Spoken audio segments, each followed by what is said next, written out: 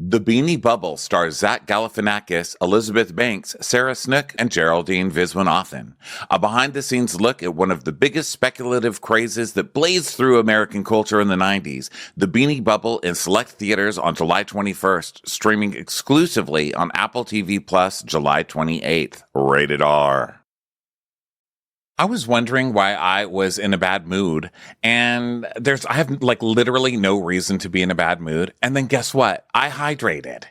Oh, that makes all the difference, doesn't it? You know, I've actually been trying to work out a lot more, and I really have been needing to hydrate a lot myself.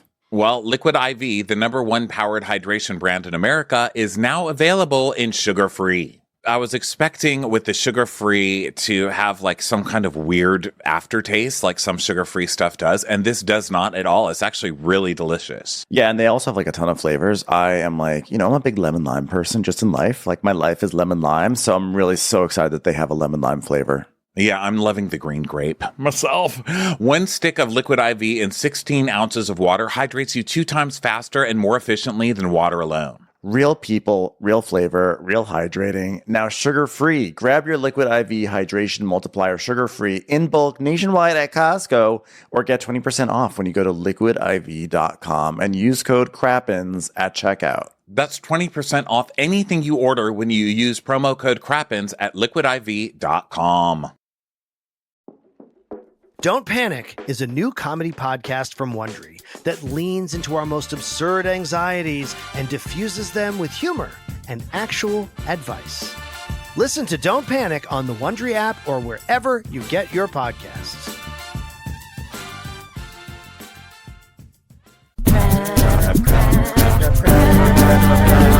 Watch what crappens. Who cares what happens when there's so much that crappens? Watch what crappens. Who cares what happens when there's so much that crappens? Well, hello and welcome to Watch What Crappens, the podcast for all that crap we love to talk about on ye old bravs. It's me, Ronnie. Hi, everybody. I'm very red. Come on, camera. All right, there we go. Brighten me back up. Hi, everybody. Welcome, Ben, to the show. Hi, Ben. Hi, Ronnie. How are you? Good. What's going on with you, baby? Not much. Just, excited to embark on a new Below Deck adventure, but not Below Deck capital adventure, a Below Deck lowercase adventure. Oh, yeah. We were just talking about, is adventure coming back? Nobody knows. We don't know. We haven't heard. But who cares? We can't think about that right now because what we do have back, we need to be thankful for, and that is Below Deck Down Under. Yeah. No, the reason why I was thinking about Below Deck Adventure is because it kind of felt like Below Deck Down Under. It felt like someone told them, hey, listen, Below Deck Adventure may not be coming back, so we're going to need you to start being the adventure one. So just start saying adventure a lot, okay? One thing we really liked about adventure here at Bravo is adventure. Adventure. They really tried to sell us on the adventure. Welcome to Below Deck Adventure. Every time I go out on an adventure, it's a different kind of adventure. But this is not Below Deck Adventure. This is Below Deck Down Under, everybody. We're very excited to be back here. We're also excited to have one of our most annoying impersonations back, which I have to remind both me and Ben, whenever you do it, please get away from the microphone. Aisha! The return of Aisha. Also, I'm sorry I'm fiddling with my lights, but we are Crappens On Demand. As usual, if you'd rather watch videos of this, go to Crappens On Demand on our Patreon, patreon.com/watchwhatcrappens. Or guess where else you could do it? You could watch it on YouTube for free just a week after it's released here on Patreon. So thanks for being with us, everybody. Let's get into this show, Ben. Oh my God, let's do it. It feels how exciting that Below Deck Down Under is, starting up here on Bravo. Below Deck, it's so funny. Below Deck Down Under and Miami are both making the transition to being on Real Deal Bravo for their next seasons. Obviously, Down Under started last night. So it's funny that they are you know what, we're not going to make this exclusive to Peacock anymore. And then Peacock also just raised its prices. So I'm like, also interesting, raising your prices in the middle of a labor war where these streamers are saying they don't have money and then they raise the prices. Interesting. But anyhow, Well, do you think that's what they're thinking? Like, oh, we're going to raise the prices because these people are going to gouge us for getting minimum wage for writing all of our shows or doing whatever. Maybe, but I think they're just raising the prices because they realize, oh wow, a lot of people like Peacock and a lot of people are watching Peacock, so we can probably raise the prices.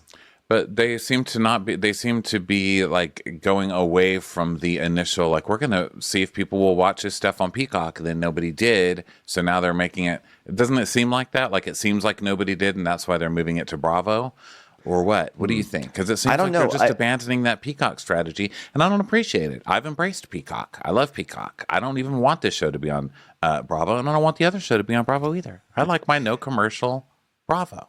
I don't know. I don't know what Peacock's latest strategy is. I tend to think that Bravo, they were like, we're going to throw a bone to Peacock. We'll just put like Below Deck Down Under on there and we'll give them Miami and like help Peacock out. And then those were both like massively successful. And Bravo's like, wait a second, excuse you. This belongs on our network now. Miami is currently, I think, viewed as the best housewives on the air at the moment. And Bravo's like just not going to stand for that. Not having like a marquee, two of their marquee franchises having banner years on Peacock. They're like, absolutely not. That's Yeah. my theory. Okay, well, I like it. I'll stick with it. I think that this show, here's my big regret about this whole Peacock thing. It does make people disrespect it a little, right? Like if it's on Peacock. People are like, oh, it's just on Peacock. I can watch it later. I don't have to watch it right now, even though technically you can watch literally any of these shows later. Yeah. But I think that just having it on streaming, it's like, oh, it's a throwaway. It's like, oh, it's just a reboot of Miami. Who even cares about that? It was so low rated, it got canceled. Who cares about Below Deck Down Under? It's just another. I care. This was a really good show, and we were victim to not taking it seriously. And we did not record every episode last season of the first season. And shame on us, because we knew it even as it was airing. We're idiots. Because that was a great season of TV. And I feel bad now that this season's on. I don't know. Maybe the new cast is great. Maybe they're not. Okay. Who knows? But the last cast was really good. And they deserved more. They deserved more mockery. They deserve more. But also, like, to be fair, I think we were in the throes of doing Below Deck Mediterranean. There's no fair. We both played Elden Ring during that time from start to finish, both of us. That's during true. that season, there is no, I don't care if we need to do 20 episodes a week. We should fit in a Below Deck Down Under. Now, not every Below Deck. But that one, we should have known. We should have seen the special aura about it. Wow, this is a really beautiful tribute to Below Deck Down Under season 1. It was actually like a great season, but I also feel like some of the greatness for me was actually being able to watch a Below Deck season without having to have the pressure of recapping it all the time.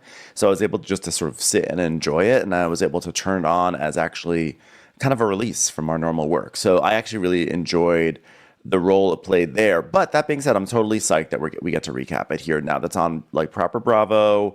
We also, honestly, our schedule was a little bit more hectic last summer for whatever reason. And this summer, like, this is perfect timing for it. A nice, like, change of pace from below deck sailing. Now we have a boat with an engine that works. Although now this boat has its own things going on. Let's not speak too soon. I'm not Did sure you know, about by this the way, did you know, Ronnie, that this boat was built in 1977 and converted into a super yacht? I don't know if you heard about that in this episode enough, but just in case you didn't hear it.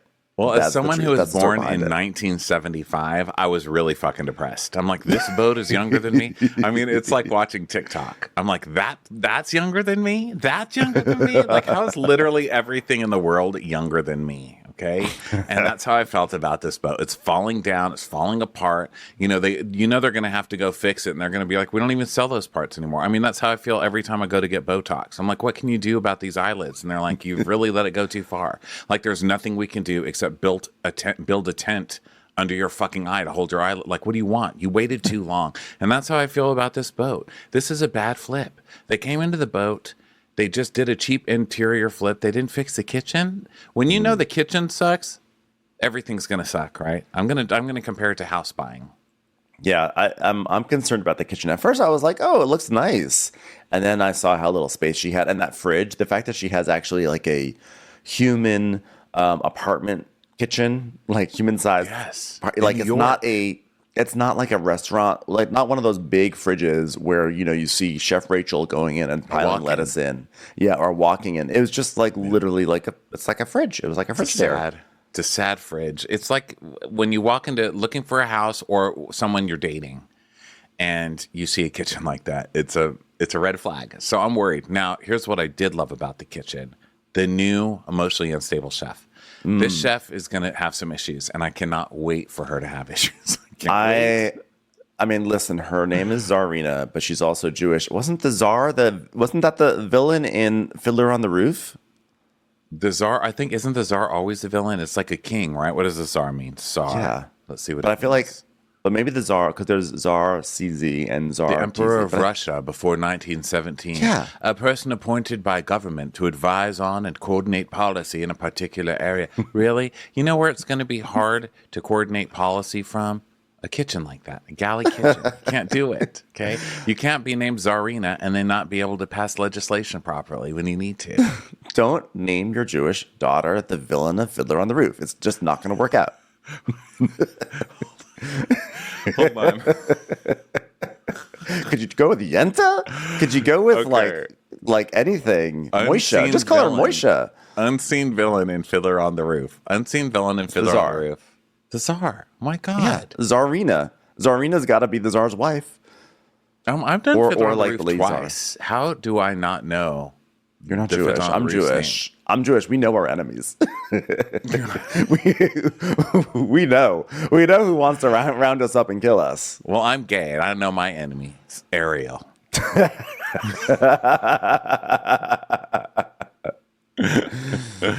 All right, so we start with an echo voice of Captain Jason, who, by the way, they're really overselling the sex appeal of Captain Jason. Can we just like Captain Jason and think he's like kind of hot without having to comment on like how hot? Because then I come back and I'm like, you're overselling it. You know, Yeah. It's like when people filter their Tinders too much, and then you see, and then they come on. You're like, you really oversold this. Okay, I thought you were hot already. Plus, you drive a boat. But all those commercials that are like, oh yeah, sexy pants. I got my sexy back. It's Captain Jason's butt, and Captain Jason is sexy. And then he's like, hi, can I make an egg for anybody? Anybody like me to crack a crab for him? I bet in person he's like really hot. I can He's see really that. hot here. It's He is just hot. I don't know. But I can see in person being really hot. It's just a show I don't want to have a boner on. You know, it's like a cleaning show. Look at this, like our version, like our Netflix cleaning show. Like Yeah. this sparks our joy. You know, Yeah. watching people clean. Well, we hear his voice, as you were starting to say, and it's echoey, and he goes, this season, from a captain's point of view, I have to look after my standards. I'm like, oh, good. I'm glad you're looking after standards this season. Yeah. Someone on a luxury yacht looking to their standards. That's great. And then they're in a place that they call Cannes. And I was like, Cannes? You know, I'm not smart with geography, but I was like, I don't Right. think that's where Cannes is. Why is this show lying to me? And it's spelled Carns, Australia. And I like it because it's like it's like how you would think that they would spell Karen. Like, hello, Can. Right. Is Can there? And I like below deck Karens. Just everybody on below deck being a Karen. I like the idea of that. I just like that this is below deck, down under. They're like, well, we're not in the Mediterranean, so we'll just go to a place that sounds like it's in the Mediterranean. It's called Cairn, but guess what? It's spelled Cairns. Welcome to the Cannes Film Festival, where only movies shown about ladies complaining to the store manager are accepted. At the Cannes Film Festival, not to be mistaken with the Cannes Film Festival, the Cannes Film Festival is just movies directed by kangaroos about old Crocodile Dundee. What happened later? This won 5 complaints to customer service awards.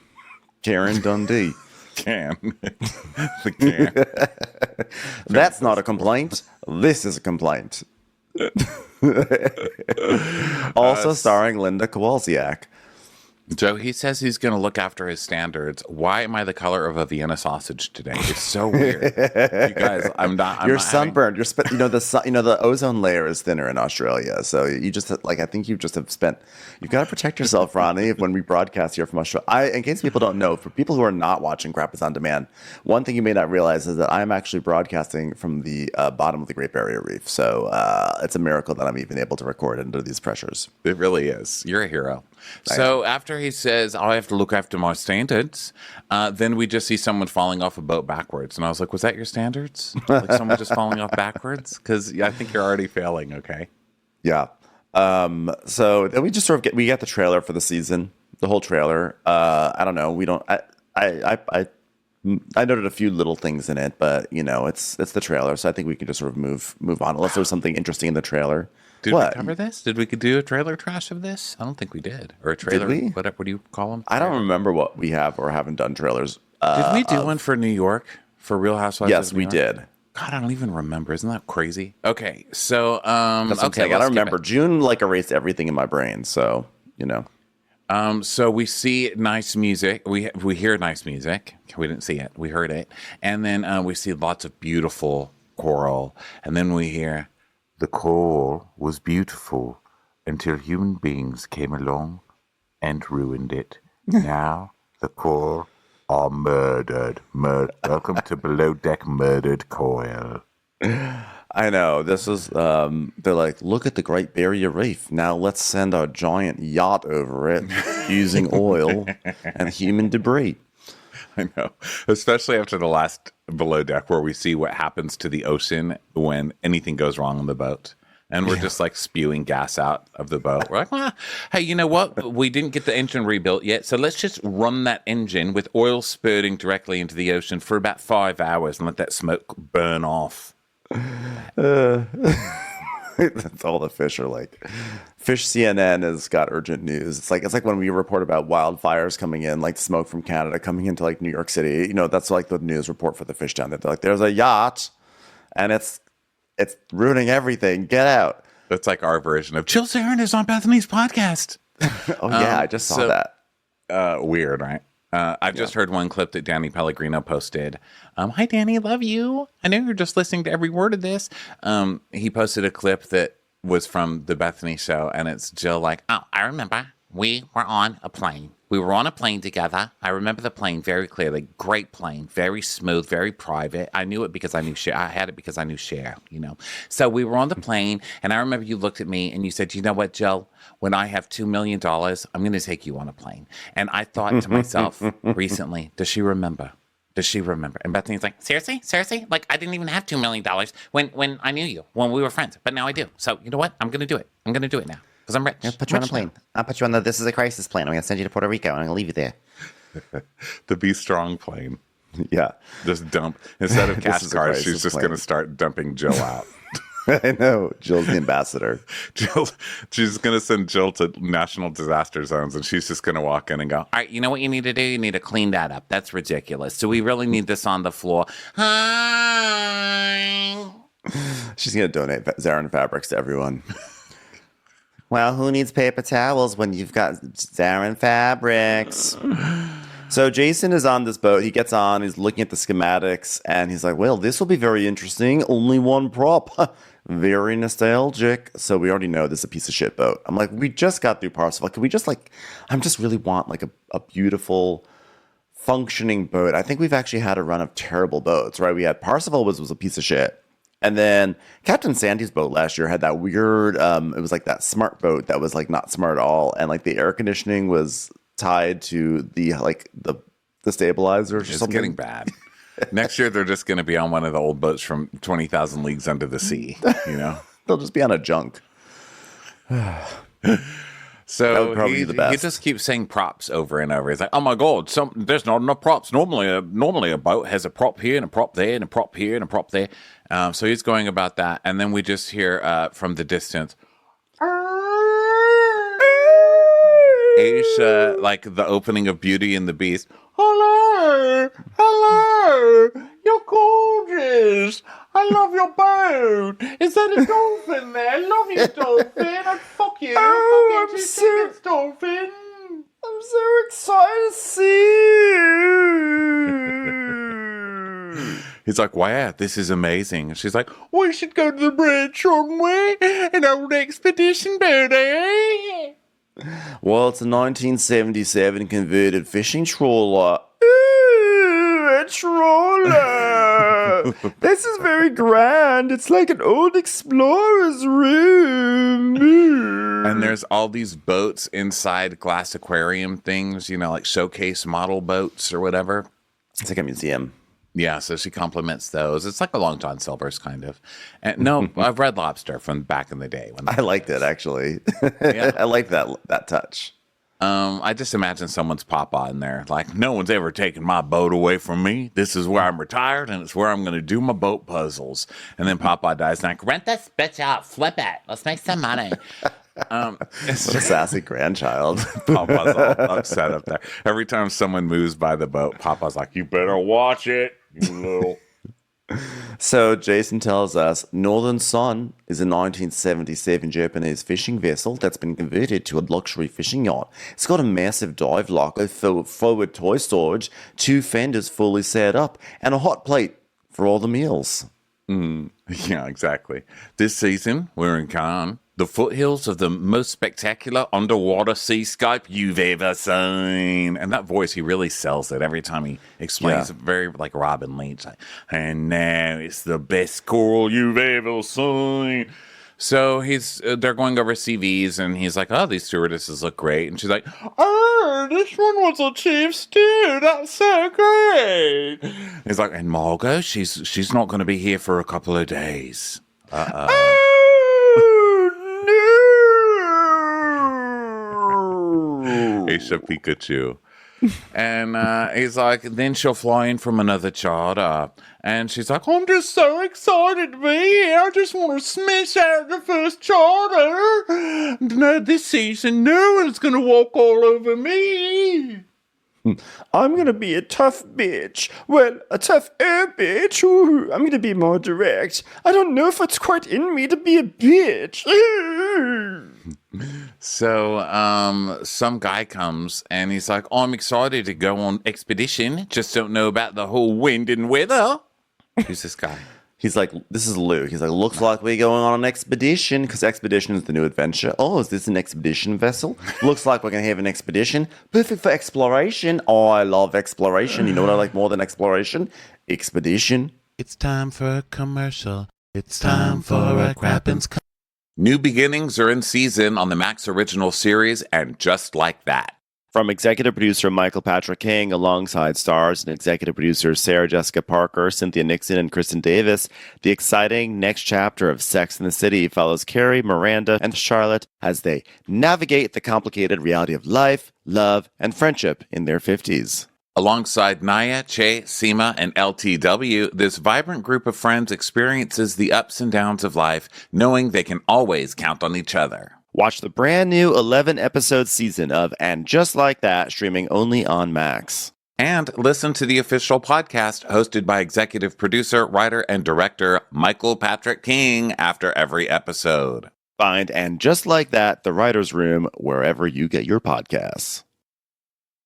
If you're hiring, you know what it's like to deal with economic uncertainty. And now more than ever, it's really important to hire the right people faster and more efficiently, because you got to keep the overall cost down. And thankfully, there's a hiring partner who's focused on you and your needs, and that is ZipRecruiter. From pricing to technology, everything that ZipRecruiter does is for you and what works best for you. And right now, you can try them free at ZipRecruiter.com/crappins. Now, here's how ZipRecruiter prioritizes your needs. They've got very straightforward pricing, like no surprises, no twists and turns. ZipRecruiter's smart technology identifies the best matches for your job. Hire the best with the help of a partner who's all about you, ZipRecruiter. 4 out of 5 employers who post on ZipRecruiter get a quality candidate within the first day. Just go to this exclusive web address to try ZipRecruiter for free.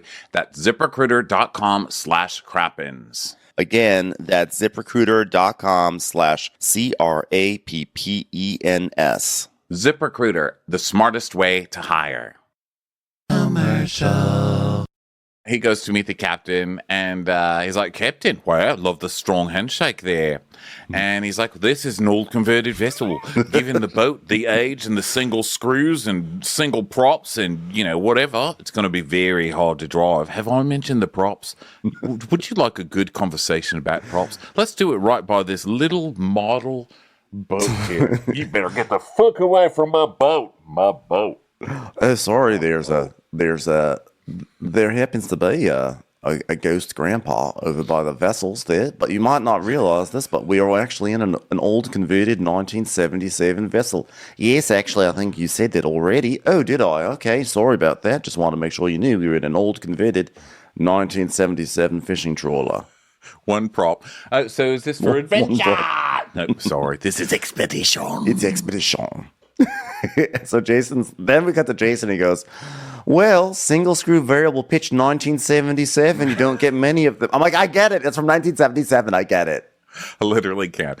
But Bravo knows that this is the show that the straight guys watch. Like all the husbands watch Below Deck. That's how they keep the men, the husbands happy with Bravo occasionally. So they just got to put that stuff in there for the guys. Well, hey, anybody check the torque? What's the torque on that prop?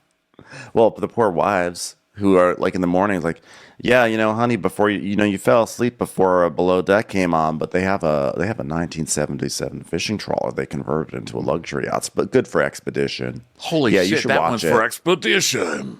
The wife's like, yeah, I know, I actually was awake. So the guys high five because it's expedition, and Jason tells us, luckily I like a challenge because I've got one. It's a converted fishing vessel. For fuck's sake, man.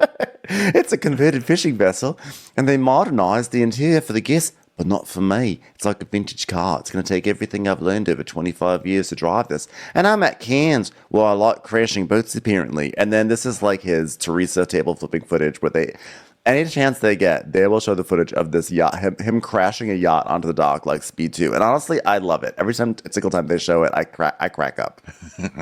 Yeah, it is really good. Because then they also show the news clip of him talking about it on the news, and he's so cute. And he's like, yeah, I'm sorry to interrupt dinner, everybody.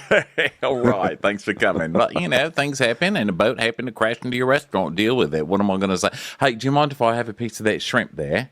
Getting off the... So it's like flattened under the table. He's just taking some of their scampi. It's like, hey, let's give the guy who famously crashed a yacht that made international news, let's give him a boat that has only one prop and like no one knows how to drive it anymore. Let's see how he works a stick shift. Yeah, it's like a stick shift boat. That's what I said to Dom last night. I was like, this is a stick shift boat. So next up is Zarina, and she's like, hello, Sheffy. I've got an upside triangle on my back and a something I've just Xeroxed at the local FedEx Kinko's. It is a picture of a man with a long beard, a funny hat, who occasionally sings "If I Were a Rich Man" over and over again. Da-da-lee-da-lee-dle, da-da-lee-da-lee-da-lee-da-do. Sorry, this is the burden of being raised known as Zarina.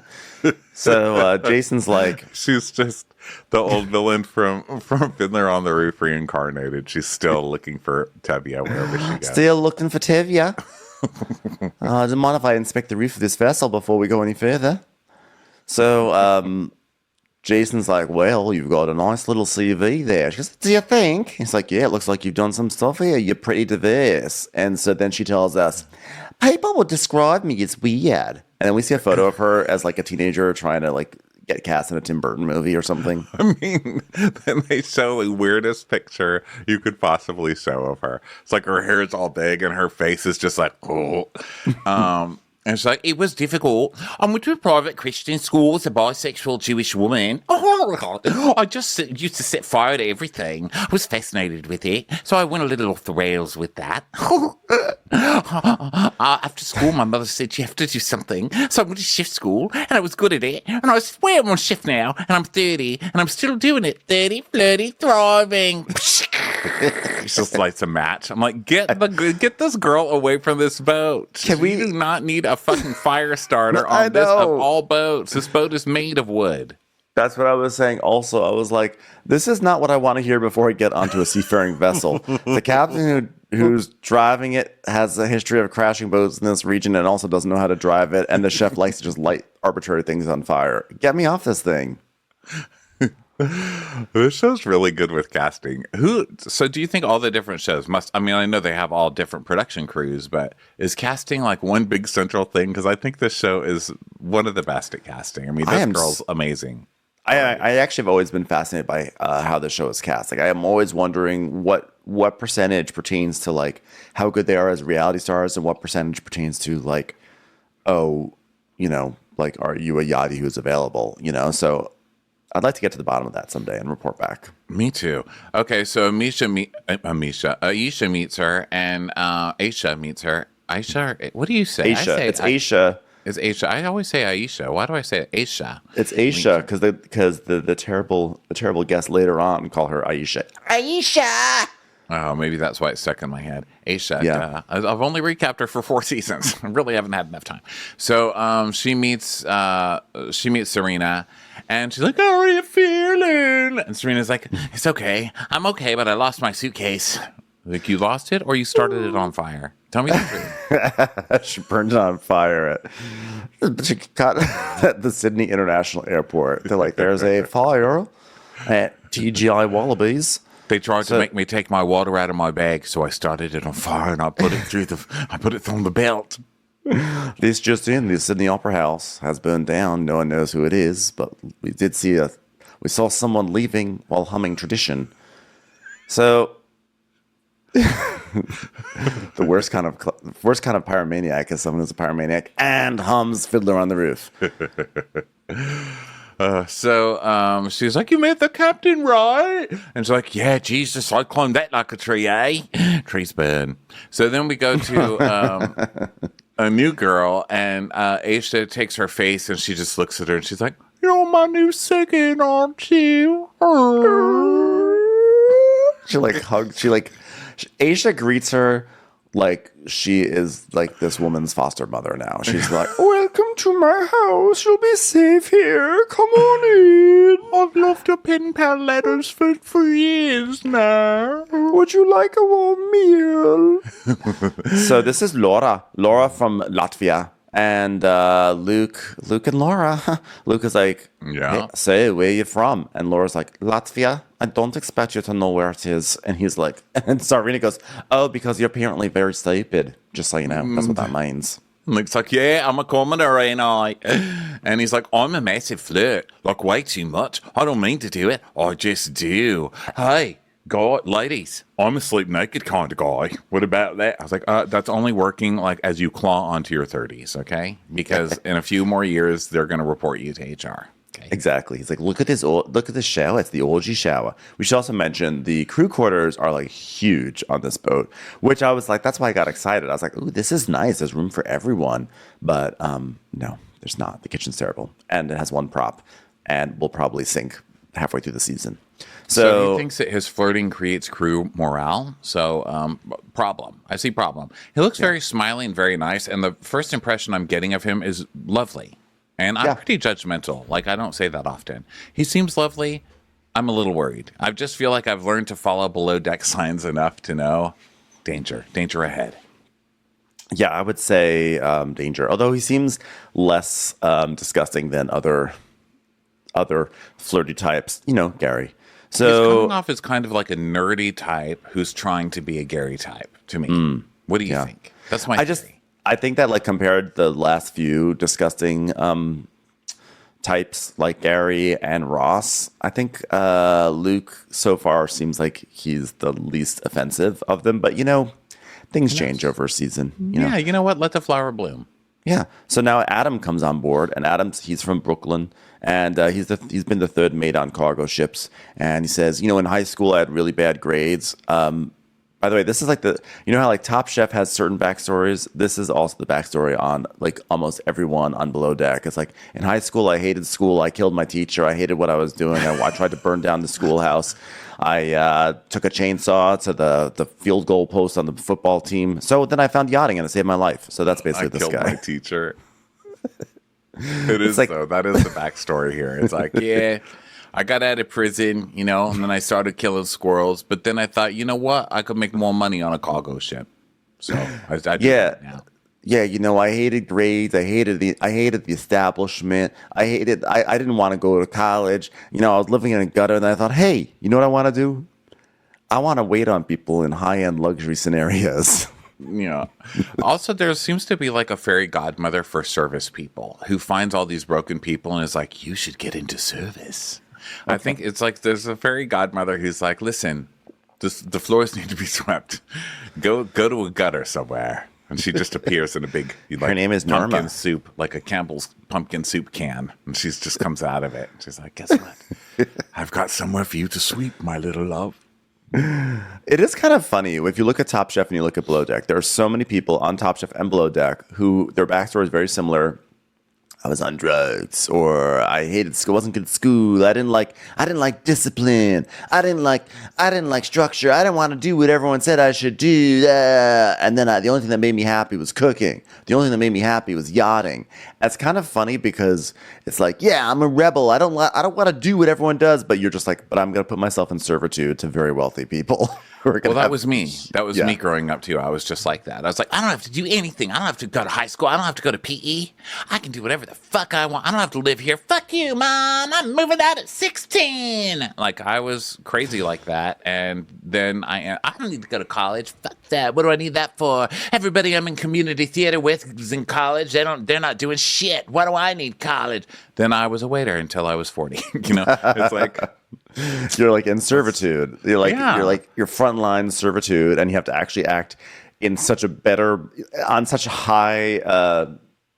What's the word? Like you have to perform on such a high level. You have to actually be super polite and super mannered, and it's just such a funny. It's funny because I thought of that while I was when I was doing it, and I loved waiting tables. I really did. And when I was doing it, I would think that's so funny because the whole reason I'm doing this is because I'm so rebellious, and I want to tell these people to fuck off, but I literally can't because I want to be good at this job. And it is. You have to actually become Yeah, you have to actually become your most insincere self. And like, I feel like, yeah, I'm real. I'm going to be a rebel. I'm real. And it's like, anything you want, sir. Yes, anything you need. Well, I like to look at it as you do have to you don't learn to become insincere. You learn to become sincerely open and caring and kind to people and really want to take care of them. See, there you go. That's a nice view. I'm not dissing the service industry at all. I'm just saying I think it's very funny how see this backstory all the time. It's like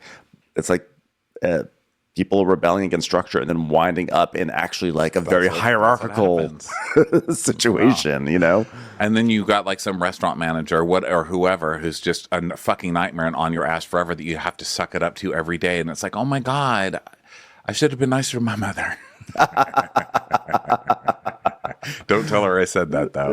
Okay, so he's like, yeah, I didn't take school too serious. My guidance counselor pulled me. I was like, you didn't take it too serious, really? I never would have guessed.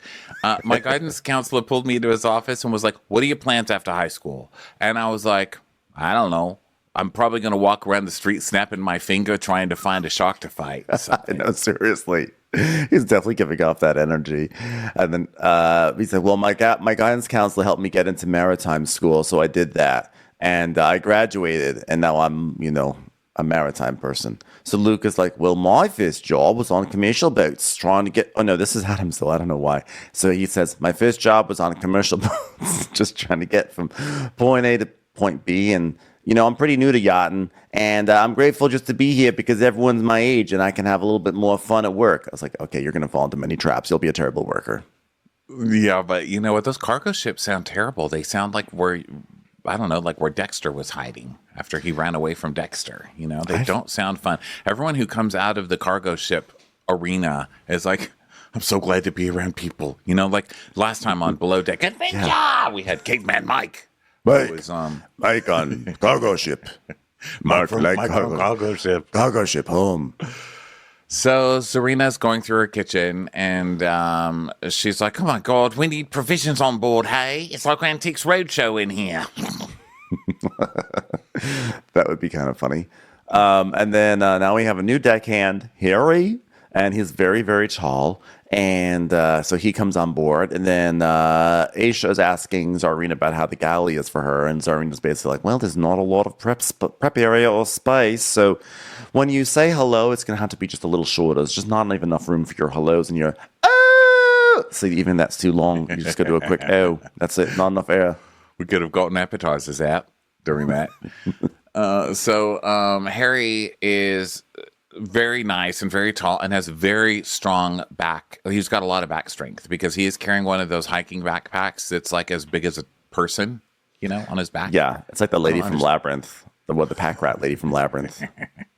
I have a friend who did that. She's like, for my birthday, let's go backpacking. And she pulled that thing out. And I was like, fuck you, bye. I'm never doing that with you. So he's like, my brother owns a syndicate company. That's who I work for in Cindy.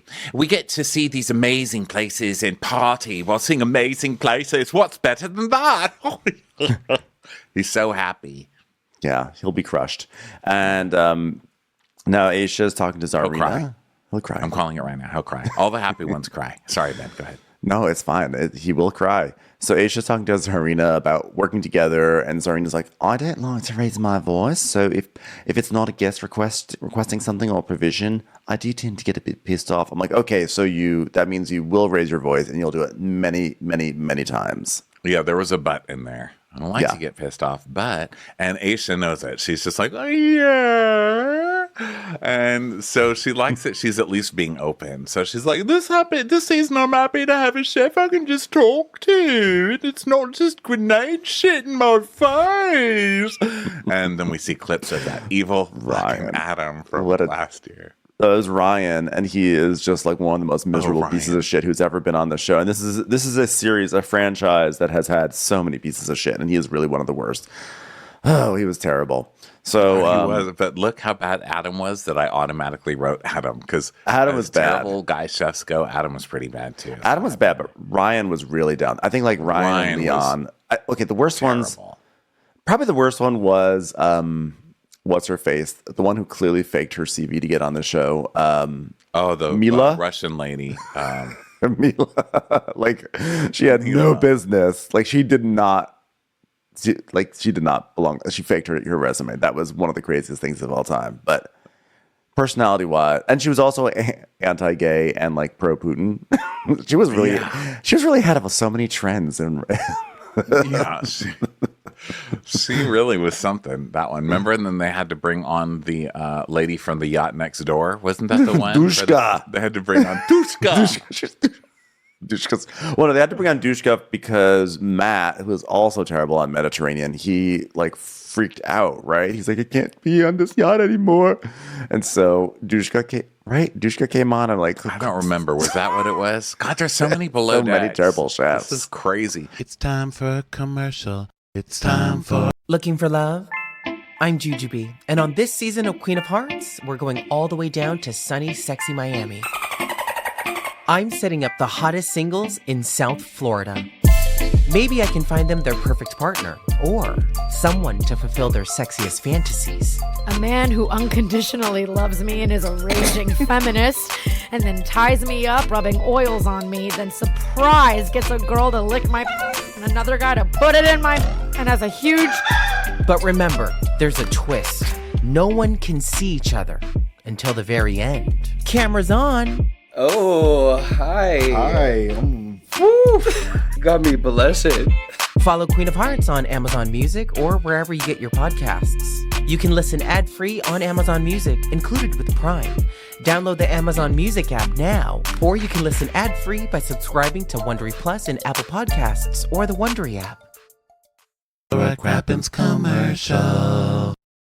Okay, so anyway, it's Chef Ryan, and we see a clip of him where Aisha's like, so many yachts have you worked on?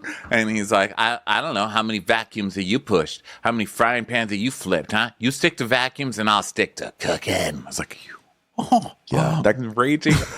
He's still got a from me. That guy is probably at home right now watching The Bear and jerking off into his face. Like, yeah, this is the real shit, bro. You know he is.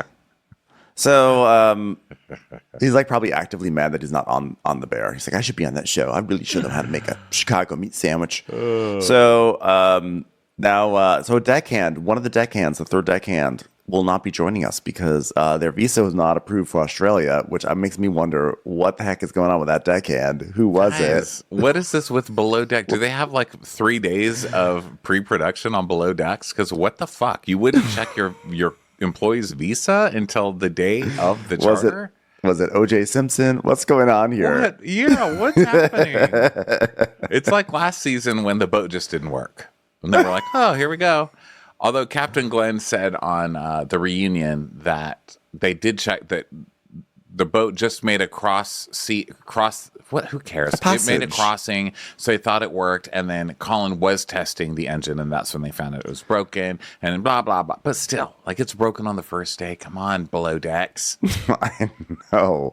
Like, because Captain Glenn said, well, actually, Colin was doing the check. That's the whole point of it. And if we waited for the first day of the boat, like, I'm like, no, the point is to do the check before cameras roll, not once the show begins. Yeah, but I think that their budget's just like, Below Deck budgets. That's why they keep changing everybody every year. They're like, you get minimum wage, plus you get to be on TV every single day for the rest of your life with your mistakes repeated over and over again, and people on the internet to call you a fucking asshole until you're 90 years old for about $10 an hour. Okay. Yeah. Also, sorry, we have no money. Yeah, non-union. We have no money. Sorry, we're just like part of a conglomerate. We have no money. Sorry. I would honestly love it if that's what the union negotiator is on behalf of the producers. Sorry, we just don't have. That's just Bryn from Roni. Sorry, we just don't have the money for the actors and the writers. Sorry. Well, good. She can go up against Fran Drescher, the head of SAG. Oh yeah, Mr. Sheffield. What an amazing world we live in, where Fran Drescher is like is our spokesperson. Yeah, it's great. So, well, not mine. I'm not union. All right. Well, you will be soon enough. Well, thanks for your belief in me, Ben. I do believe in you. Could you imagine podcast union? Good Lord, God help us all. I'd be like, I demand fresher coffee. This was terrible. Oh my God! If there was a podcast union, and we had to negotiate anything, it would be like we would win always because we would out-talk the other side. The other side would just be sitting there, and because we'd be like, "You guys mind if we record this?" We just brought our microphones, and we'd just be talking, and be like, "So this morning I got some coffee on the way to this arbitration. You know what I like about coffee? No, but go on, tell me. I just love how it just perks you up. Me too." Oh my God, that president is so annoying. Why does she talk like that? It's like the most fucking annoying voice I've ever heard. Like, I get it. You were on a sitcom 20 years ago. Could you get a different voice? You're an act. I can hear you. I'm right here. Sorry, we're recapping this, so please don't speak to us while we talk about you. Are we negotiating against AFTRA now, SAG-AFTRA? Well, I don't know. We should be allies with them. But I think the nanny, she's negotiating for SAG, so she'd want better deals for actors and podcasters. She'd be like, why are they getting better health insurance? Huh? What do they do? I'd be like, oh yeah, Fran Drescher, you Sound of Music ripoff. Come for me, Fran. The point is this: She Ron was and I working will. in a bridal shop in Blush in Queens when her boyfriend kicked her out in one of those crushing scenes. What was she to do? This is honestly, we really would solve this whole thing if Ron and I were there. Just like we just go in and like, because honestly, I would just go up to Netflix and be like, "Listen, you have 230 million subscribers, and you charge $15 a month to most of them. That is literally like $3 billion a month. Relax. Just pay some people. You got the money. Okay, just do it." No one pays no one pays unless you have to pay. Those pay as you go, whatever people have that are like, you just donate. They make like $5 at the end of the night, and they spend like $20 on the free cookies that they're passing around. That shit just doesn't work. You have to have rules, like a boat. We've got to take yachting seriously. So Harry and Ryan, wait, who is it? Harry and Adam. Adam's the Brooklyn guy. Sally. Right? So Harry and Adam meet. Mm-hmm. And Harry met Adam. I work on a cargo ship. Yeah, they meet, and then Jason is texting the yacht staffing, aka Norma, and saying like, "What?" And he's like trying to get a new deckhand. And then Jason, is this what you were? Oh, Jason's. I guess he's having a crew meeting. Sorry. He's like, "Everyone, welcome to Northern Sun. The weather's a bit strong up here, but that's nothing new. I'll tell you what else isn't new. This boat, 1977 expedition, flip or flop. You know what I'm saying?" One prop here, one prop we're working with, people. All right, might as well be on a bicycle on the ocean. All right, let's be respectful of each other. There's 0 drinking on charter. Whenever guests are in the water, I like a member close by them. We have a homely older crew you'll never see again. Dimer, Vlad, and David. Show your homely faces. Get the fuck out of here, all right? Lock yourselves in the crates until the cameras are down. We got a second and chief engineer and a first officer that we just took from a nightclub in Romania. They were manning the door, and we said, why don't you come on this yacht instead? So here they are. If they look a little surly, that's just because old habits die hard. Those guys, that trio of guys were terrifying. They were sitting there with their arms crossed like, yeah, you want to fuck with me? You want to fuck with me? This is a one prop boat, okay? You know what the second prop is? It's my fist in your face. Aisha's like, wait a minute, we're down 2 people. And he's like, yeah, one was going to be a dickhand, but can't make it, so we're finding a replacement. Now we've got charter tomorrow at 12. Let's go, let's go, let's go, go, go, go. Now, I would sit here and give you props, but as you know, there's only one prop on the boat, so get on. So he's like, so I'm now sorry, we're going to be doing a lot of pantomiming on this boat because there's only one prop and I'm using it. All right. Let's remember that answering a phone isn't using your fingers out like the hang 10 sign. It is actually holding a telephone. All right. You're holding a telephone. That's right. And now for the new kids, it's actually just putting your hand to your face like this because they don't even understand what this means. Oh, got a phone with a pop socket. Look at that. Look at that. Hello, Mom. All right. All right. So bad news. Good news. Carrot Top was just on here. Bad news. He took all the props. All right. So let's get to it. So Zarina is ordering provisions and knives, and then Luke is checking out the C-bobs. And for some reason, they're like, this is what a C-bob is. This is what an electric surfboard is. This is what a wave is. This is what the sky is. So they gave us a little tour of that. Then we see Serena ordering stuff for herself from provisions, but she's ordering chef knife, tweezers, a pastry knife. I'm like, oh, because she doesn't have her suitcase. She doesn't have her bag. What is wrong with me? Like, it seriously, in Showtime, it happened 2 minutes ago. And I'm like, God damn it. By the way, how are we 40? We need to Oh my God, we're 45 minutes into this? Yes, because I'm talking about stupid things. Fran Drescher and labor negotiations, that's my fault. All right. So we're in Cannes. Okay, here comes Harry, who says, we're in Cannes. I don't even know how he speaks. I just know he has an accent. We're in Cannes on a super yacht. Refurbished 1977 expedition in the Great Barrier Reef, and this is the dream job for me because growing up I didn't play sports. I was like sailing and doing scouts and surfing as a kid, and my goal in yachting is to be the captain of a boat that goes places, an adventure boat. I got it all planned out on the high seas. I'm like, what musical are you doing here, sir? He is like the sweetest, smiliest guy, and I love that his deep, dark secret, like his bad backstory is, I didn't get to play sports as a child because I was on boats and in scouts and on the wind. Like, all right, Harry, you go, boy. Oh, he wants to get a boat that goes places. So then we go to meet Luke, or talk to Luke. We get his story, and he's telling the guys, all right, so I'm not one of those that wants you to boss you around, all right? I've got a big dick in real life. Don't need to big dick you around. Everybody get it? I love flirting. Not necessarily flirting with you, but love talking about dick. Let's be water sports based. Let's have fun, man.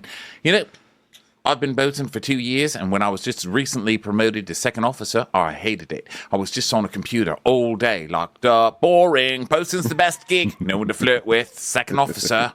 They didn't really like it when I spent that whole day looking at internet porn, so here I am, boasting again. Exactly. So now, Aisha that was the job where you could flirt all you want, but no one flirts back with you as you fap.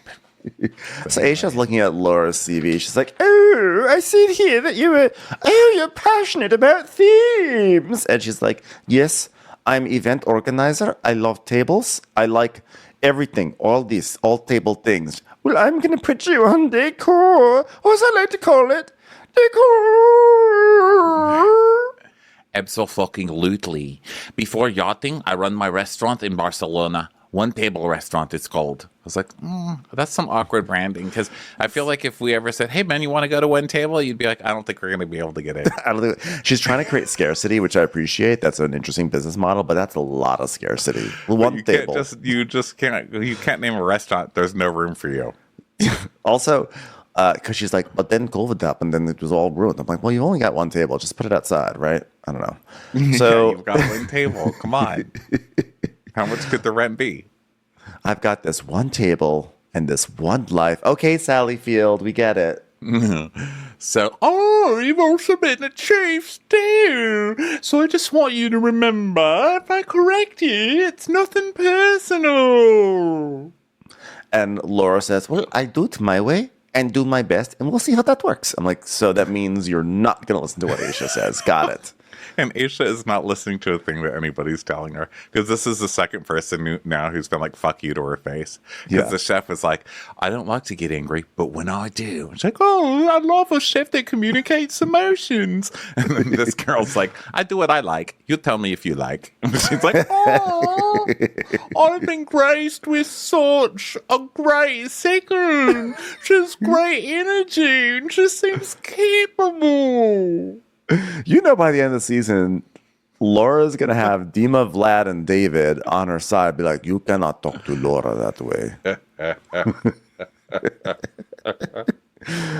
So you just know it. Like, communist blocks unite. So provisions have arrived, and Adam asks Harry, hey, so have you ever met anyone from New York before? And Harry's like, never. Statue of Liberty's there, right? And he's like, it is. And the Golden Gate Bridge, too. Nope. And Great Wall of China, right? Nope. That's literally called China, bro. I mean, The Great Barrier Reef, I hear, is there. We're literally on top of the Great Barrier Reef. We're in New York, right? Okay, this man... Chinatown, say, right? All right, you looked into that one. Some bullshit.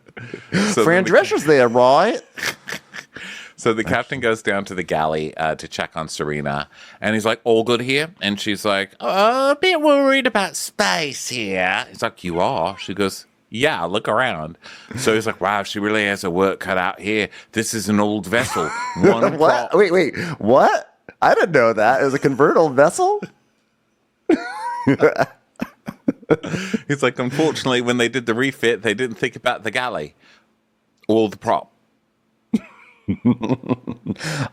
It was. I would say they did a proper good job, but unfortunately, I can only say that they did a proper good job. So Zarina's like, oh my God, it's so hot. And then now it's evening, and Aisha is asking Harry to help vacuum. And then there's a preference sheet meeting. So Carmen, she's the CEO of her own PR firm, and her other friends work in, wait for it, investment and real estate firms. Never seen that on Below Deck before. So she's bringing her best friend Brandon, and she wants to be greeted with a lemon drop martini, champagne for her guests, and Crystal doesn't drink, so she'll need a mocktail. So already I'm like, oh, here we go. Okay. Who orders welcome drinks specially? Is that a thing that people do? Don't you just get champagne? I'm happy with champagne. Yeah. You know what I mean? So just get on the boat. Just get on the boat.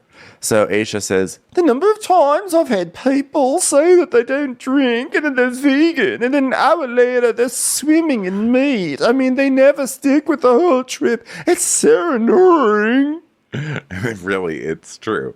And Jason's like, all right, they want to go sea helmet diving. One guest has to fine dining. One guest wants a fine dining seafood extravaganza. Night 2, Moulin Rouge. Crew must form a can-can dance line. All right, you know what? Wait, hold on a second. Here's one. Semi-twink requests to be eaten by a shark by the end of night 1. Can we make that happen? Semi-twink. Aged out twink. Post twink would like to be eaten by stung by a jellyfish in the middle of the night. 11 AT, 11 after twink, requested death by octopus at the end of night 1. Okay, ketamine. Ketamine requests to have a baby Kraken swallow him up at midnight. Oh God. Okay, so Serena's like, this could be a really big disaster, you know. Dong, dong, dong. So then we go to cleaning, charting. Serena is talking about how she's dyslexic, and so it takes her a long time to go through preferences, and she's getting worried because it's taking her so much time. She's going through with a marker, and she's like, going through preferences, I don't just go through them. I want to really get into that person's mind, and I want to understand their personality, and I want to get a mindset. All right, we're going to do sushi that you start on fire, and then you cook it, and it becomes seafood extravaganza. It's gonna be crazy. Fire She's sushi. just got So now it's bedtime. Aisha offers Zarina some of her clothes, whatever. It's nice. And then it's the morning, and people are waking up. And then Luke is talking to Laura. I'm going to laugh every time it's Luke and Laura. And Luke says, so how long have you been out of Latvia for? She goes, 12 years. Oh, what made you leave? Latvia? What? Latvia made me leave. I know the feeling, honey. I'm not talking to you, Serena. So Laura's like, Latvia got independence from Russia only 28 years ago, and so it's still young. And we're used to being commoners. Everybody had same clothes, same furniture. When I was a girl, I said, this is too small for me. So when I was 18, I packed my bags, I left, and now I'm in a place where we all have the same clothes, the same furniture, tiny little beds. Is it possible that Laura is a Latvian princess and that Dima, Vlad, and David are just like her protectors from the palace? Yeah, because Like they haven't showed the three randos in seasons. Like we haven't seen them for so long. And the way these guys are like so serious with their arms crossed, I'm like, these are bodyguards. These are bodyguards for our Latvian princess here. Like I think this is Wish pretty I evident. could be part of your world. So now it's more cleaning. Jason's She like, just shows up in a sheet. I'm sorry, go ahead. Looney Tunes today. Jason is like, Aisha, I need you to come right here, right this instant. And he's like, could you help me put my contacts in? I've been trying all morning. Oh, God, you know what? I love a captain with a track record of crashing who doesn't know how to drive this old boat who doesn't also know, can't really see properly and doesn't even know how to put his contacts in. Trying contacts for the first time. Sounds great. And of course, Ace is like, oh, I'm really into eyeballs. I'd love to do it. So 3 hours to charter, and Adam is the oldest of 6. Yeah, I have no full siblings, and my parents broke up when I was 5. They remarried, so like their kids are like my own kids. And my ultimate goal is to get a house for my mom and my siblings to get taken care of, and then we could have like a 1-hour dramedy that airs on Fox on Thursday nights at 9 p.m. Yeah, it's like that's what a real man is. He takes care of his family. I was like, oh, well, glad I dropped that whole real man wish years ago. Okay, because that sounds like hell. If I were in your position, you know what I'd dream of? Figuring out how to fake my death. Okay, Just get some pizza. So so he wants his mom to stop working as soon as possible. So now there's more cleaning. Zarina she has no space in her kitchen, and she's losing her mind, and she keeps like moving things around. I think that someone needs to just get one of those little portable, those IKEA kitchen islands for her. You know, you just buy it, you assemble it. I don't even think that would fit in there. I used to have one of those. Those are great. What a great invention, by the way. What are IKEA's best things? Really, truly, and the little wheel that you can like make not And the metal So good. compartment. Yeah. Great work. So good. I've had a few of those in my life. So Adam is like, oh, so what are those things you guys are putting on your shoulders? Come on now, you guys. Are we not working now?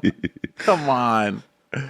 So now it's like the guests are showing up, time to change into your nice uniforms. And Aisha puts on her score, and then she bends over or she crouches down and it's like,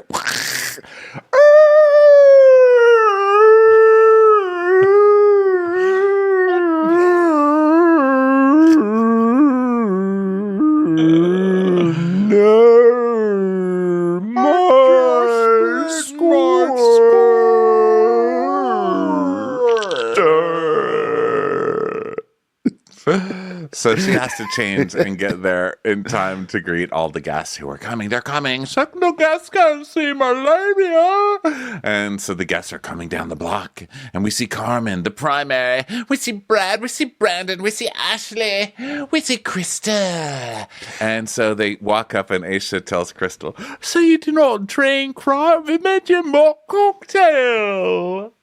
She's like, oh, I was on a spiritual journey, but I'd love some extra alcohol in that, please. I'm like, oh, yep, of course. Yep. Here we go. The spiritual journey person is the one who's going to be the disaster. Also, I crack up when gays arrive, like, especially when they're in their own couple and they just look like each other. You know, like when gays date a version of themselves. I'm not sure if these gays are dating. I'm just still sort of like traumatized from the throuple from the last charter we saw on Below Deck Sailing. So I assume they were a throuple, but they all have the same like bleached blonde hair, like exact same look. Yeah, I was going to ask you, is that back? The bleached, it's not even I think bleached it is. tips, right? It's just like thick roots, but bleached, like bleached. I think it is. I'm seeing a three-quarters.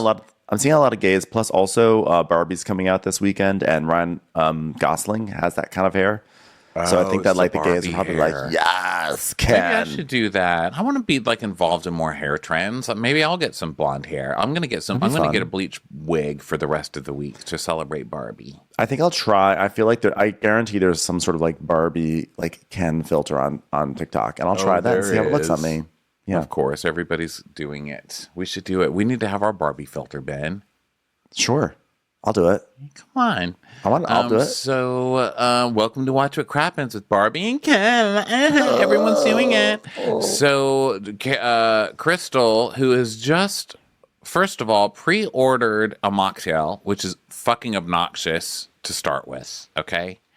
Instead of just saying, I decline, can I have a bottle of water? Okay, she's ordered a special mocktail. They bring her her special drink. Then she tells them last second, once she's already on board, that she does not want that drink any longer. So they go to make her a new drink, and then she immediately starts complaining that she can't cheers with everybody. And she's like, oh, I need my drink quickly. I'm on my vacation empty-handed. Where's my drink? This lady's a fucking idiot, and get her off this boat right now. She's going to be a disaster. She's a huge idiot, and she is the prototypical below deck guest who's not the primary, but is all extra with the staff because I don't know, it's like some weird power trip. It's always the person who's not paying for the trip who acts up the most. It's like when there's a dweeby guy who's friends with like the like a brute or like a muscle guy, and they of course get into all the fights because they know that their muscle guy is going to defend them. So like that's basically what these non-paying guests are like.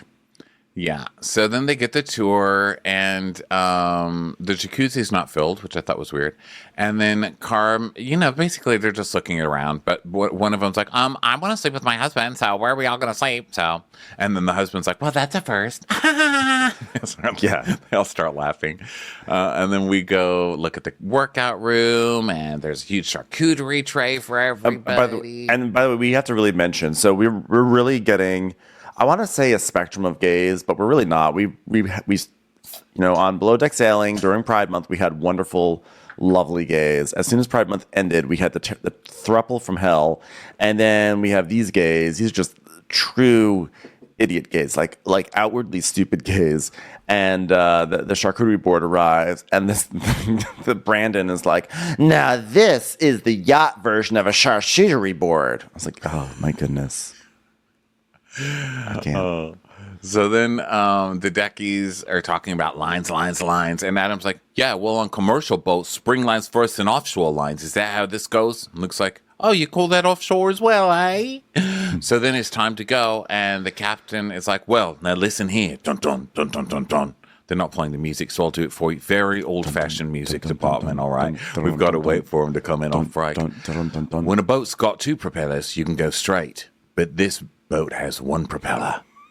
It's going to be gay all season. It only goes one way. Up the asshole. So apparently, I guess it only goes to the right. I guess maybe because the propeller is going to go in one direction, like right. So the boat's going to like always veer to the right. So, don't you love that? I love that in a boat that just wants to careen into rocks. So So then on top of that, you got wind, and the wind is blowing it this way towards the dock, and the boat wants to go to the dock, and I have to steer the boat into the wind to get it off the thing. It takes two. I got one. So they're fine. So Laura has gone to change, right? She's gone to change into her next round of clothes, but we get a thing on the screen that says 6 minutes since Laura went to change. And Crystal's yelling for Laura to get her drink or get her something. Who knows what now? She's like, Laura, Laura, Laura, Laura. And then it's like 10 minutes since she went to change. And Laura, Laura, Laura. And then Adam goes, I need my Dramamine. Here's the thing. I get seasick and I'm afraid of water. What? What the fuck? What are you doing here? And he goes, so when I was in maritime school, I had to go, it's like I had to go to remedial swimming class for 3 months. And so I just let the coach $20. I didn't learn to swim at all, but I can doggy paddle really well. You're supposed to save these people when their floaty gets detached from the yacht. You have to go out and save them. What the heck? I would This just is terrible. like to just give a shout out to Adam's mom out there, wherever you are. I'm sure we'll hear your voice later this season as he's promising to buy you a mansion one day. You're not getting your house, okay? Because your son, who now works in the middle of the ocean, has decided to fake knowing how to swim by paying off a swim instructor $20. Also, that swim instructor out there, shame on you. Yeah. That, by the way, also for only $20. Like...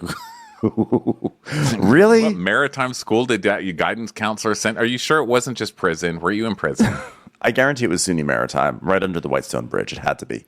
So, Laura. Everyone wants Laura. Everyone's asking for her. And the guy's like, "Can I get champs? I want champs." And now it's 15 minutes. It's just like going up and up. And Laura's just taking her sweet time in that bathroom, spritzing her perfume, putting on her makeup and everything. And Aisha's just calling her. And we just keep getting little clips of the guests showing them in the best light. I get a clip of Brandon or Brad. I don't know which one's which, but he's like, I'm going to stick this pineapple fish up your ass.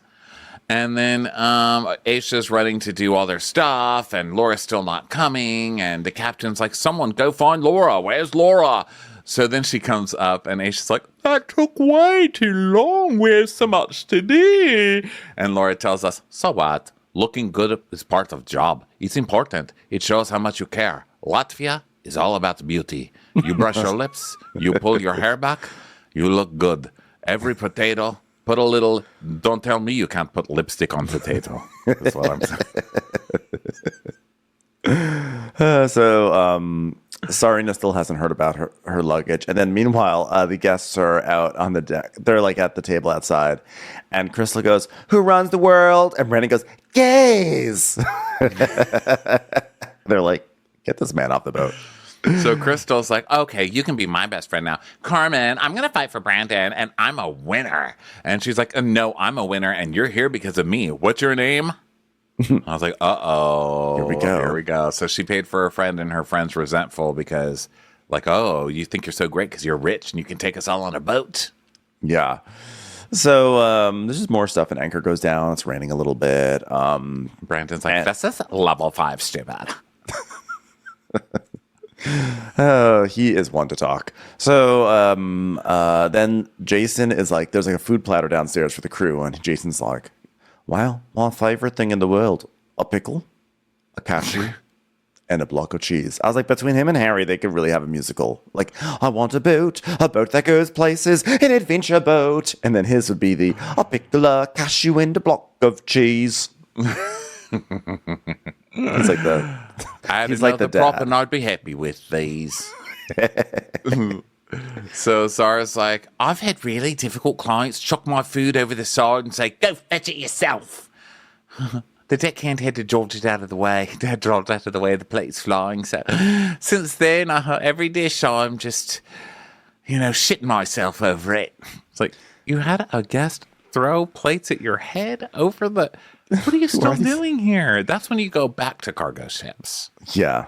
I don't know what this is all about. So now the guests they're eating lunch and everything. Everything's fine. So Carmen, they're talking, and Carmen does this thing. She's sort of like, Carmen goes, hey, Crystal. Or they call Crystal Chrissy. They're like, hey, Chrissy. And she kind of like rubs her like right by the side of her mouth to be like, hey, you got a little something. You got a little something. And Chrissy's like, are you kidding me? Don't do that. You're being petty. And she's like, no, there's something on your mouth. And she's like, okay, I know there's something on my mouth, but you're being petty. And there's a lady named Rhoda there too. I don't know why. I know, how did think Rhoda that's get in funny. here? I didn't even notice Rhoda before, but she's here now. She's like, But that's what we do. If someone's got something on their face, you tell them they've got something on their face. and Carmen's like, well, would you rather me not tell you have something on your face? And Crystal's like, well, I'd rather you not say anything because you're being petty, queen of the universe. So Carmen's like, I don't do this. I'm not going to do this. And so Aisha comes up and goes, are you guys satisfied with everything here? And Carmen's like, yeah, I'm ready to get out of this motherfucker. And she's like, And Crystal says, well, I'm happy, and that's all that matters. And then Brad, one of them, gets all upset, and he's like, What the fuck? This is level 7 stupid now. We're at 11. I'm not sure how many levels there are yet. I will tell you guys later, but right now I'm past. the elevator's still going. So Crystal goes, the only person I trust is my cheating ass husband. So then does that Crystal... mean?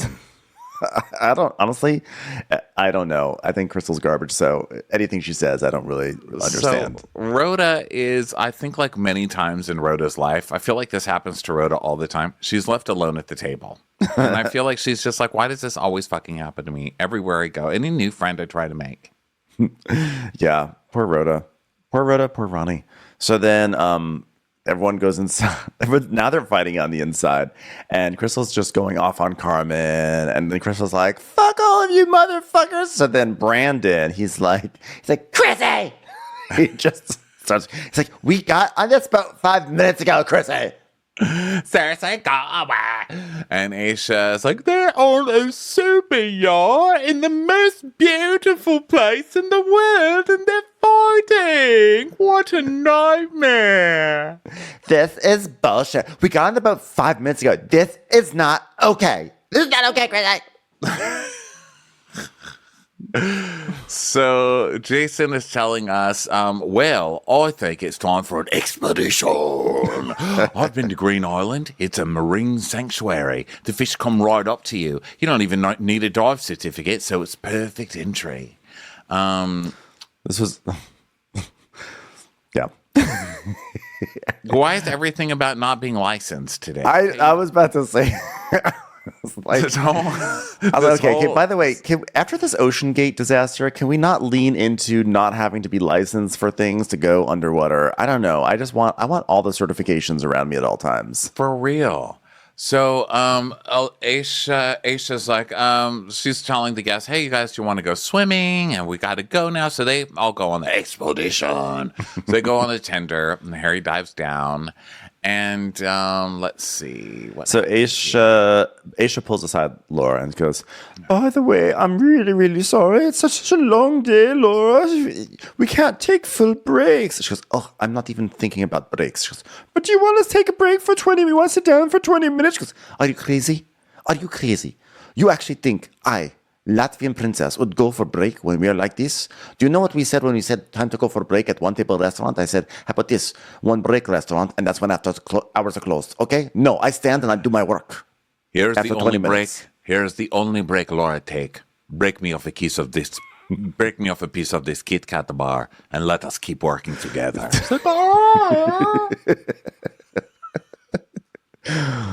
We do not have chocolate in Latvia. I literally would like some Kit Kat, please. we only break cats.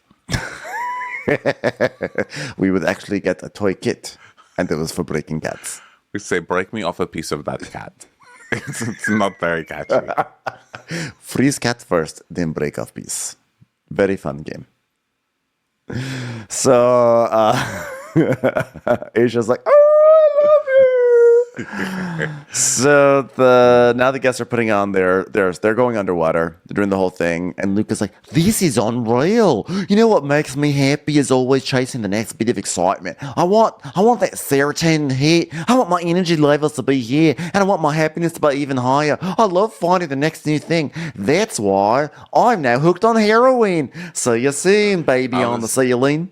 I was gonna say, I'm getting the coke head who is still not withdrawing, and he's going to become a nightmare soon. That's what I'm getting right now. Yes.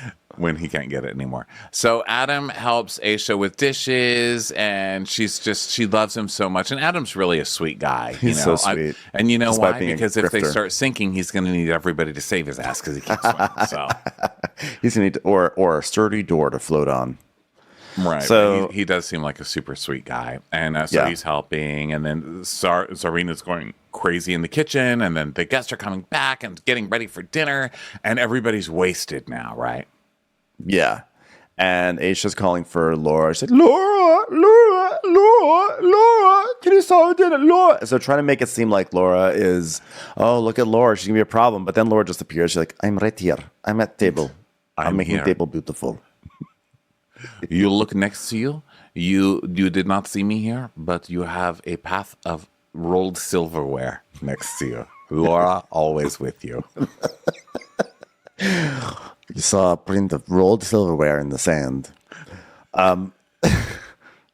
Sorry, I was on my mini break enjoying M's. M's? Oh yes, we don't have the second M in Latvia. It's just M's. Only M. They do melt in your hand, actually, in Latvia. So you have to eat quickly. The second M melted in my hand. So then, are people in Latvia like, fuck these guys? Like, If they had electricity and could listen, I'm sure they would be. no, we don't know. We're just being ignorant. Sorry, anybody. That feels like Latvia. beautiful. Feels like, I would love to go to. fuck Is it you, Riga? you fucking Riga? weirdos. We only have one M. So, You're the one who came up with "Break Me Off a Piece of a Cat." I know. I said these guys, not just you. We're being such dicks to Latvia. We're so ignorant. We have no idea. So, seafood extravaganza is getting set up, and Serena's like, "Oh my god, I don't even have room to do this."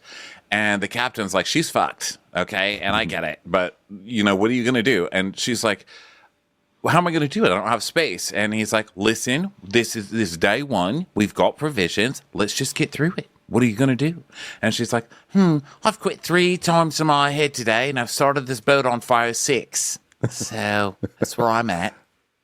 Well, I'm glad you didn't actually do that, because the truth is, this is actually a 1977 expedition boat that they refurbished, and it'd be a shame for all that hard work to go down in flames. So then he's helping out with cooking the crabs and everything, and he goes to grab a crab, and the crab pinches him. He's like, "Ew, stop, spikies!"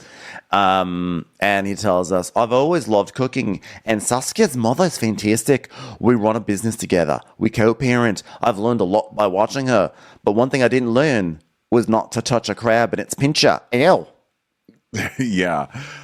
So then we set up for dinner, and whatever. Okay, so the guests finally come out, and Brandon's like, "Oh my god, that is one hell of a crab claw. Where's Chrissy? Where's Chrissy? Is Chrissy out? Is she out? Where is she? Is she out? Is she out? Is she out?" Chrissy has decided to skip dinner. She's passing out because she's too drunk. The sober one is too drunk. So Jason sits down with Luke, and he's talked to him about creating a system of managing the deckies. Wants to have a system that, like focus on the hours of rest and everything. And says the best thing I can say with Luke already is he's taking ownership of the deck. And when I'm speaking to Luke, he's really listening when he's not shooting himself up with some sort of drug in his arm. And you can see he has the ability to be a strong leader. And then we cut to the guests, and the guy is eating like this. This is a reason to get crap is on demand. It's so good. I don't know. So, and then Brandon takes a bite of something. He accidentally eats some caviar, and he goes, "Oh my god, you didn't say what that was!" And Rhoda goes, "Oh, just swallow. You're used to doing that." And Brandon goes, "It's not funny, Rhoda. Fuck off." Because I'm pissed. And She's like, they're like, bring your octave down. He goes, okay, that's fine. And so Stacy's like, I'm in the middle of this. Whoever Stacy is, she's like, I'm not doing this. No, Stacy's a man. Stacy's the third gay, the one that's not Brad, the non-B gay. Brad or Brandon. He's like, I'm caught in the middle, and I'm not doing it. And then Brad's like, Stacy, stop being dramatic, Stacy. So then Brandon picks up a crab claw and goes, "How the fuck do you open this? And Stacy's like, I'm not doing it. I'm not doing this. This is not what I wanted. If this isn't what you wanted, why did you invite him? This is not the first time he's acted like this or eaten like that. Okay? You have all witnessed him eat before. I don't believe I don't believe anyone here is surprised at this guy being classless with no manners, Stacy. I know. In the spirit of Fiddler on the Roof, I would like to play Yenta, and I would like to matchmake Stacy with that guy David, who was the unassociated gay with the throuple. That would be a cute couple. Because they both are so over their awful gay friends, and I think they deserve to have like some trauma bonding together, and then maybe have a romance. And they're both like old, like not old, but like older than the twink gays being dramatic, in general. So yeah, they would be nice. I'm for it. I ship them, pun intended. So Brandon is being so ridiculous. Like, I don't even open this. And then Aisha comes by and goes, how's the food? He goes, love it so much. Love that. So the older gays go downstairs and they're talking about how wasted he is. And then we see him just stumbling around downstairs. And he's like, oh my God, everybody is so annoying. So then Laura tells us that she's ready to find love on a yacht. Because in communism, there is no love. So she's about to turn 30. And she's like, in Latvia, you get married when you're 20. You have kids when you are 20. You have first M when you are 20. And Luke's like, I love your accent. She goes, I love yours. And then she just keeps eating her crab. So he's trying, but she's like, I'm way more into this crab. So love yours too. So then Brandon is like, oh my God, I need to find my cigarettes. I need my cigarettes. He's just stumbling around in a Speedo now. And he's like, hey, can I get a glass of champs and I'll go to bed? I apologize. I'll cut your hair. I'll cut your hair. You said I'll cut your hair, right? No, I'll be out of your hair. I'll be out of your hair. Oh, I thought you said I'll be out of your hair. I'll be out of your hair. Never mind. Because I was like, oh, this makes sense. So he's like the no one's letting you near their hair bleachy. Okay, you've already victimized Stacy and what's his buns, Brandon, I know. Brad, whoever. So he's being very polite. He's going up to Aisha. He's like, can I just get like a glass of champagne? It's 11 o'clock. And he's like, oh, no, that's it. Then I'm going to go to bed. And she's like, oh, sure. See you in the morning. Go get some rest. Which was Aisha. That's Aisha speak for, get the fuck out of my face, you drunk slob, and go to sleep so I can go to sleep. Good night. And we know that he's not because he's in a Speedo, which means he's about to go get in the hot tub, which maybe they filled by now. I don't know. I'm invested. So then Brandon's like, oh my God. He goes into the girls' room and he just swings up in the door and goes, you are a mess in here. And they go, we're not a mess. And he goes, you are now because I just got here. Yeah. Love that. So Zarina's feeling really shitty because she had to have the captain help her and everything. But whatever, it's just her first day. And then Aisha's just so happy that Brandon's going to bed now, and she's giving Laura instructions. Now it's 11:45, and she's giving Laura instructions for do this overnight or whatever. And then all of a sudden we hear, Aisha. She's like, Urgh. Can Aisha come out? Can she come out right now? And Laura's like, she's done. You can have me. And he's like, oh, don't tempt me with a good time. So he lies on the bench, and then Crystal finds him. She's drunk too, so she comes up and finds him. And Luke is like, well, I'm going to bed. I know that the captain wants someone up there if there's a guest, but I have to think strategic. We're a man down, and if our team has everyone up, we're going to have tired bodies on board. We'll have one tired body on board. Yeah. Would you rather have fired bodies on board? You can't just not do what the captain tells you to do. What the fuck? That sounds like a saying that you would say, Ronnie. Do you want tired bodies or fired bodies? Get to work. That is the saying I just said. Yeah. I literally just said it. See? It's like how when you always say, if you got time to lean, you got time to clean. I didn't come up with that one, but yeah, But this is yours to come up with. This was your saying. I just made it. Guys, everybody start saying that in the service industry. Do you want to be tired or do you want to be fired? So Brandon, okay, so then Brandon goes, do we have Jell on board? Wait, what? What is it? Do we have Jell on board? And Adam goes, air gel? And he goes, yeah. And go, no. I thought that was Adam that asked that. Oh, okay, good. That's funny. I like the Still idea of funny. Brandon just like can't get a cocktail. So he's like, can I have chow? So Crystal's like, I want to smoke a cigarette. And Brandon's like, I need my cigarettes. And Crystal's like, Brandon, she's like, Brandon, the night is young. Like, I'm a fucking angel. He goes, let's go swimming. And so he finds Laura in like the Laura area. He's like, hi, loves it. Hi, hey, can we go like night swimming? And she's like, no, you can't. No, you can't do like night swimming. So we can't. She goes, no, you're under influence. No, it's there's not no dark. influence. It's dark right now. We can't see you. He's like, so we can't just take a nap? No, hard no. Hard no. Hard Latvian no. Okay, that's not just a no. That's a no from, Iron Curtain no. Okay, that's a no. Putin on bear? No. Communism no. That no is like all the other no's, but also very serious. So he's like, love that. So we're going swimming then. She goes, do not. And we're doing it. We are. like, just We're doing kidding. it. Just kidding. Crystal, Just kidding. We have to hide it, but we're going to go swimming, Crystal. And she's like, it's a full moon, bitch. And so she takes off Way all to her hide it. clothes. It's a full moon, bitch. Great discretion there. And then he does like a cannonball into the water. Wow. Really being discreet. And then he goes, it's us, bitch. Which I thought was really funny. I know. It's us, bitch.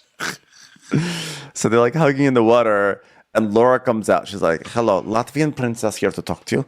Guys, I was very clear with you. Okay, if you jump in the water, the party's over. It's like what I say to people who tried the second guest who show up at my one table restaurant. Sorry, party's over. No table for you. Party's over. No table for you.